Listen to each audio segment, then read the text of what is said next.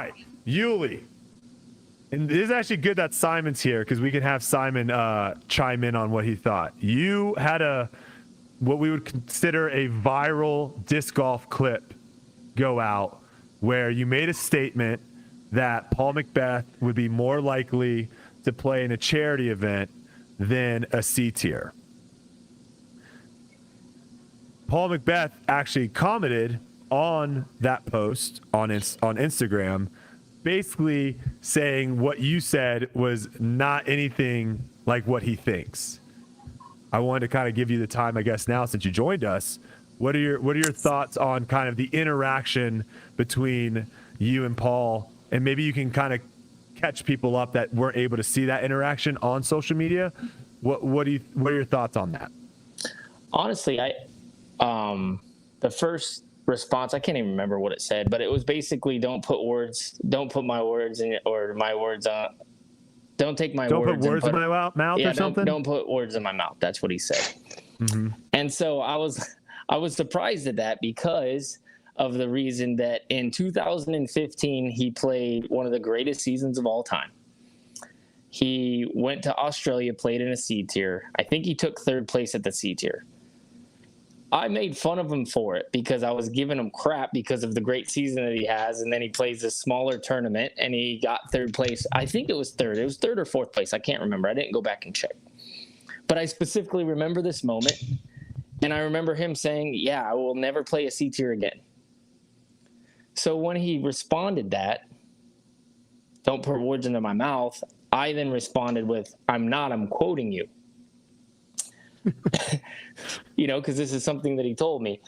And then he had a pretty good response after that because it was a weird situation to where they turned the tournament into something else. It was supposed to be maybe for charity or something, which is actually hilarious. It was which was kind of your original point.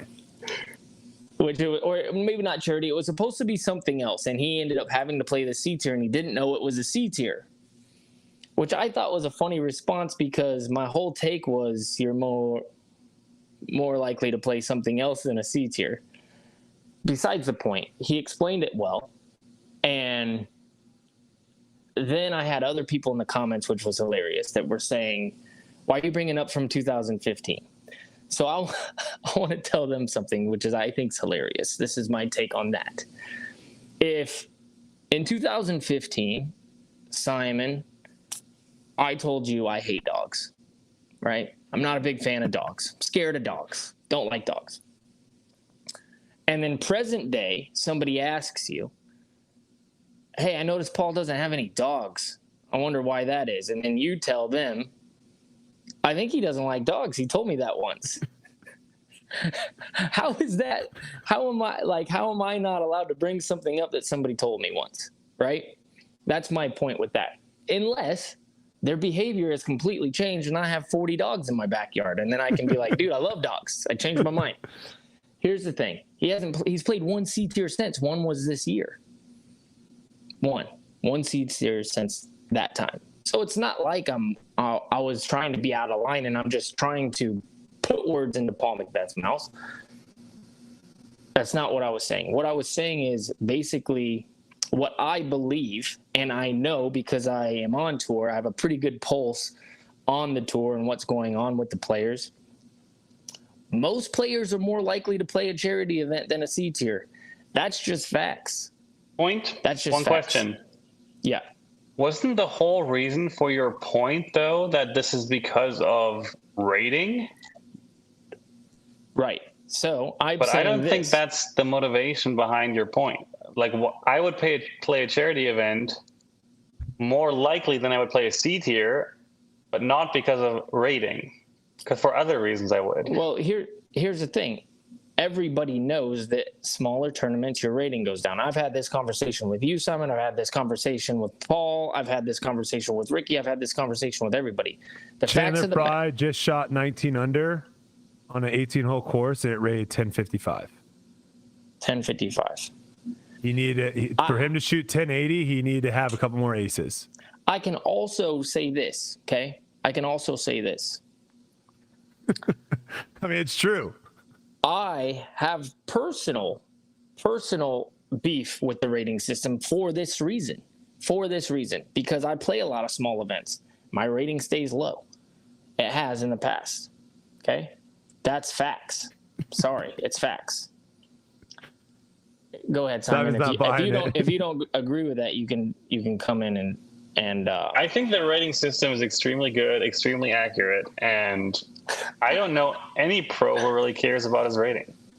Like, we all kind of care, but no one would not play an event for their rating. Simon, hold on. Let me go. Pros, when I first got into disc golf, every freaking Tuesday or whatever day it was, everyone posted their ratings update on Instagram. No. It was everywhere. Top pros.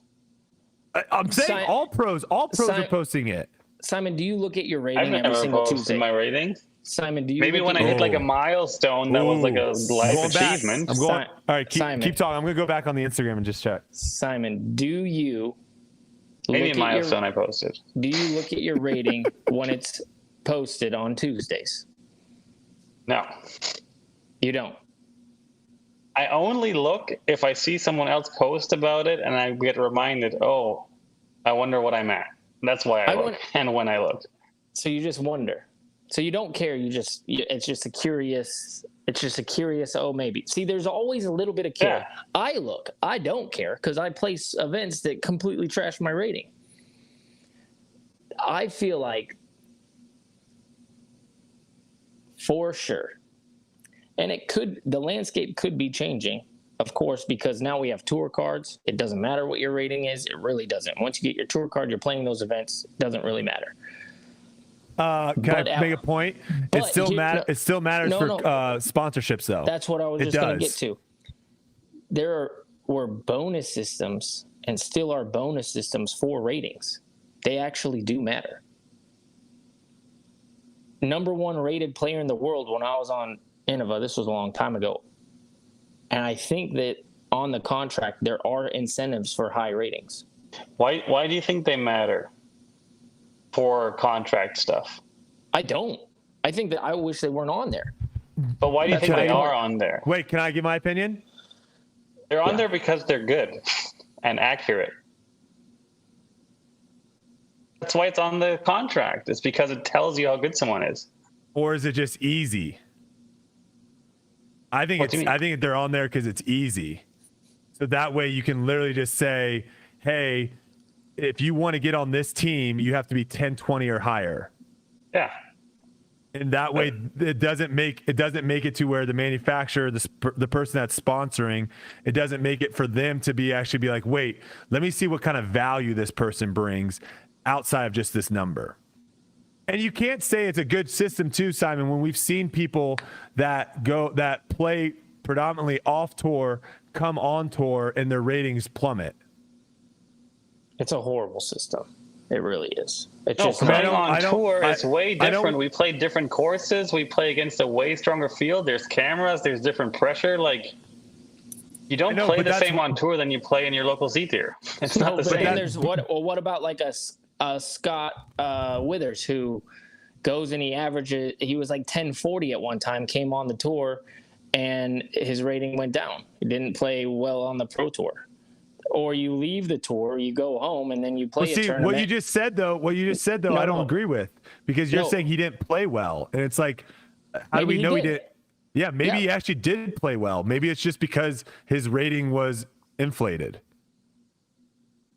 Maybe he plays better at his local B tiers. On courses he is at all the time. I agree with that. I mean, that's why, like, a Chandler Fry, Chandler Fry is really freaking good at disc golf. He's not shooting 19 under on any pro courses. No. 19 under is probably 1052 rated. Okay. Simon, let me rephrase this because I don't think we're getting anywhere with that. So what is more important to you, your rating or your world ranking? Equally unimportant. Equally unimportant. I don't know if Simon's a good person for this, Uli, because I don't think ratings actually do matter for the top echelon players in disc golf. I would say my world ranking. Actually, second thought, my world ranking is more important to me than my rating. Okay, so then what is if ratings are so good, Why would we even have a world ranking? If it's so accurate, then we could just use them, which we have done in the past for a very long time, because the world ranking system was so far off because of how many people played and where it was. And you know what was a high impact on world rankings? Ratings. That's why it was off. No, that's not why it was off. Oh, so ratings were a long time much better than rankings, accuracy-wise. Accuracy-wise. Yes, I think so. So you think that Jesper Lundmark was the best player in the world for a very, very, very long time, a top 10 player in the world for 10 straight years? Or you think that, what was his name? The guy from the Dakotas. Jackie Chen? Or Jackie Chen. Or Manabu, So- highest rated player in the world. You think that those are pretty accurate as well? They're accurate. Here's the thing. They're accurate for a faulty system. No, I'm serious. We're getting somewhere. Are those, so Manubu comes over here. It's a pretty accurate rating system. Correct. I mean, if you have someone who plays in a different country on a completely different tour, then I can see there's inconsistencies, yes. But the issue is we have, like, on tour, we have a bunch of people that play in Europe, then they come over here, and those are the people that are also propagating ratings. So that's where it's like, wouldn't that kind of mess up the whole system if you have people that aren't what they actually are going into propagating numbers? I was thinking too much pro tour and pros. I think, compared to other tours, other countries, ratings don't work as a metric to define how good you are. I will give you a shout out though, Simon. I have been scrolling through your Instagram.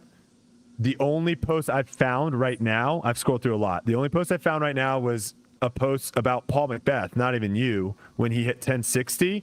And then you only have one other post that I found where it's Las Vegas 2020. And you say, first two events are in the books. I averaged 1047 in Vegas, 1049 in Phoenix. Not excellent, but solid. So that's all I found. So you're right in the sense that you didn't post that much on the rating side. But what I'll say is the big issue I have with the ratings is because it's still, we talked about this earlier about the qualifying series, right? And you were like, whoever should be able to sign up, or the people that should be able to sign up are the people that can, that are in that tier system. And what's that tier system off of? Ratings. So if you have someone that is like, my thing is, can you game the system when it comes to ratings?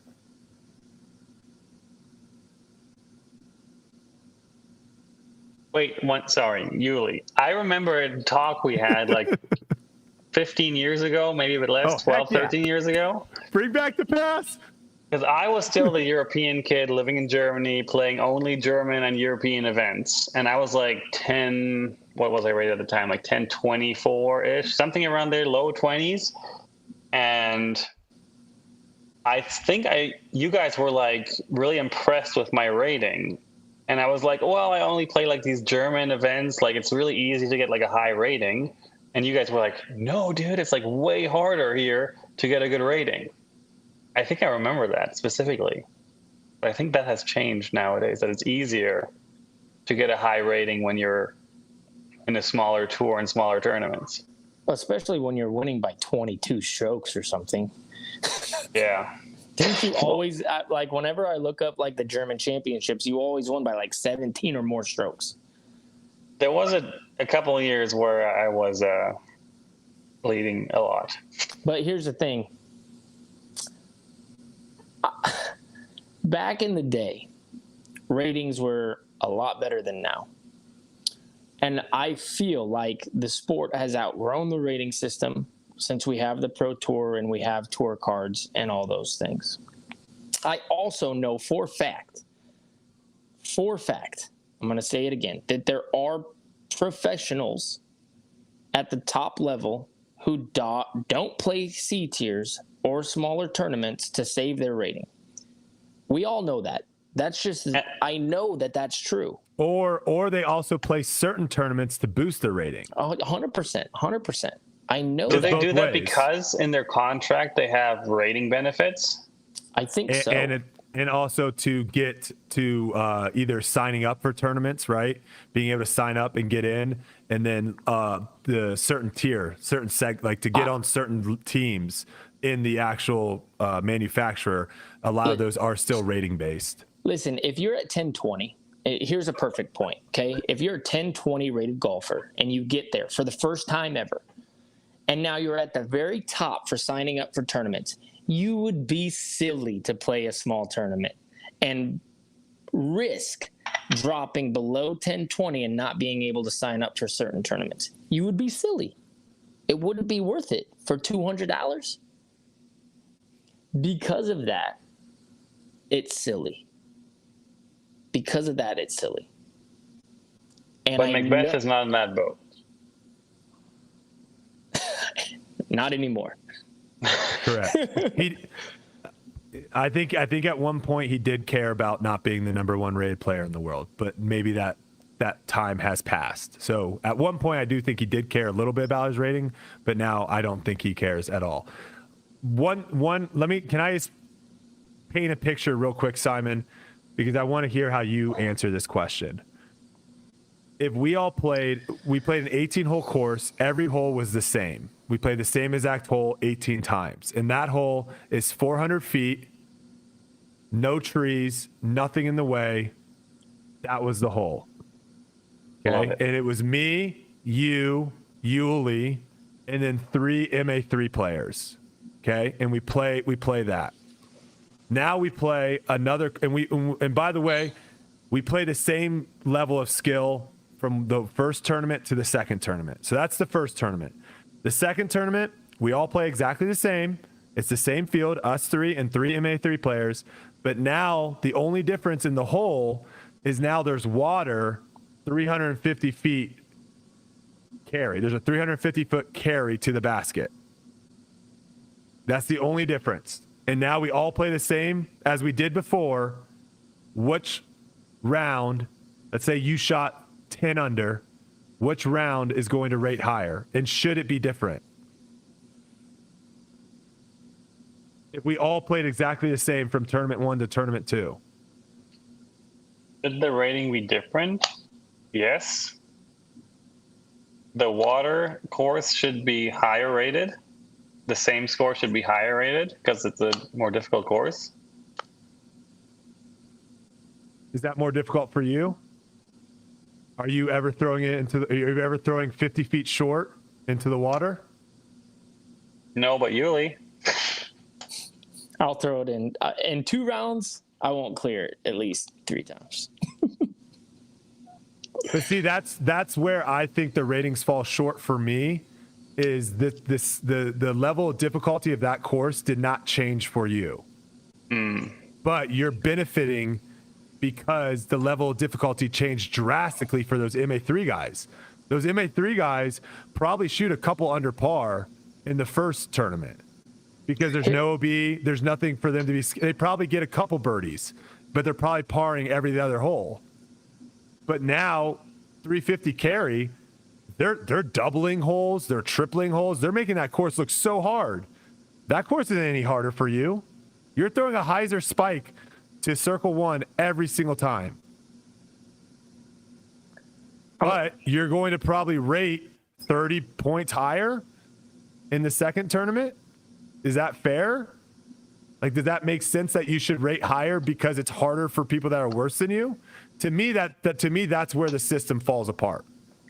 How does handicap and golf work? Like what? Because golf courses have crazily different difficulties. Like how can and you the be rating a handicap? changes? The rating change. So if I shoot even par on one course versus even par on another course, it differs. And also there's a rating and a slope. So the rating is based off of a scratch golfer, so someone that is good at golf, and then the slope is based off of a bogey golfer. Because golf knows that if I step up to a hole that's 180 yards par 3 and there's a water carry, 150-yard water carry, that hole is not difficult for me. But the person that's having to hit a 3-wood off that hole's super hard. So they don't actually have those two in the same category. So I don't get a benefit from that course being hard for a bogey golfer. I'm only going up against what that course is for scratch. And a good way of looking at this is if we all played Memorial, if you take the best 30 golfers in the world and we all play, well, I wouldn't be in that, so I shouldn't say we. If you take the best 30 golfers in the world and you guys play Fountain Hills, and then the next week you only have 10 of the best players in the world play Fountain Hills, and you have 20 bad golfers play Fountain Hills, the ratings would not be the same. Even though the course played exactly the same, no wind, nothing different, the ratings in the second one would be inflated because you would have a lot of people making the course look a lot harder than it actually is. And how do you fix that? Well, the hard part and the thing that golf was able to do, which I think is difficult for disc golf, is you set a line for the course. So you say that going out and shooting 12 under par at Fountain Hills is 1,000 rated. Now, obviously that sucks for disc golf, right? Because wind has a huge factor, but the way that you get rid of that and the way that golf gets rid of that is your rating should only be the top when you're playing your best. So how I would do it, if I could do it, is, Simon, you have 100 rounds that are rated. I actually am only going to count those top 30, those top 40 rounds. Those other 60 drop off. So now I know what Simon looks like when he plays the best. And what I think this fixes for the amateurs is you no longer have guys that are super volatile, that are playing in MA3, shooting a score that would have won MA1. That doesn't happen anymore because that MA3 guy that sometimes can shoot 1,000 rated rounds, but also shoots 770 rated rounds, they're not playing in MA3. They're playing in MA1 because it should be what your skill level is when you're playing well, not what your average skill level is. That's how I would fix the system. And who's against that? A lot of people, they hate me. You'll see in the comments. A lot of people listening right now will not like what I just said, but it is what it is. Like it's not a, like, you can game the system. I can tell you what courses are going to rate well in your local area. Like if you want to be 1,000 rate, if you're 950 rated, 960 rated, I could probably get you to be 1,000 rated if I handpicked what tournaments for you to play in. Because it's so much more about the course than anything else. Here's a true story. This literally happened. I forgot. This was like probably 5-6 years ago. Somebody was talking crap about my rating. And I said to them, I could be 1030, no problem if I didn't play all these tournaments that I play. He bet me $1,000. And this is documented because I posted about it back in the day. And I'm like, all right, bet. So for a year, I handpicked the tournaments that I played just to prove a point. And I went to 1030. Just like that. I went from 1017 to 1030. Just by handpicking the tournaments. All I had to do was run a couple tournaments at Fountain Hills. And I'm going to average 1050 golf. Don't play the other ones. Third highest rated player in the world last year, I think his name was Andrew. He played one C-tier event that Luke Humphreys and Emerson Keith went to. Now, I don't know if they're all friends and this was like some sort of trick or gag, but Emerson Keith and Luke Humphreys shot a round that dropped off the rating. And because they played so poorly, and I don't know if it had been on purpose. This guy was rated 1044. He had one round. Third highest rated player in the world, 1044, never played another tournament, or at least I haven't seen him play another tournament. And that was in my back door. That was at a C-tier event next to me. So My point. there you have it. But back to the original deal. My point for saying what I said was there are people who dodge C tiers, and I don't think that's like that shouldn't be a problem. That should never be a problem. Like if Simon, if you want to go play a C tier, go play a C tier. I personally have beef with it because I love playing those tournaments.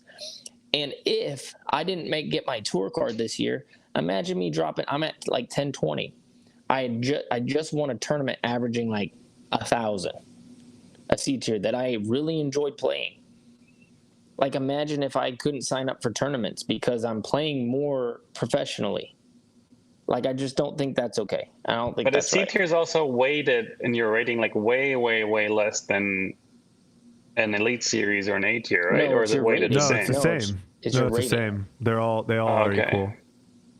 That's why you can have guys that play the courses that they know, the courses that they're good at, and to have super high ratings. And then when they come on tour and they're playing a bunch of different courses that are tough, their ratings normally drop. For So world rankings, they wouldn't allow C tiers for a while to go into your world ranking rating. So that rating would be different. all right, Okay, ratings are not that great. something to All think. right. Something to think about.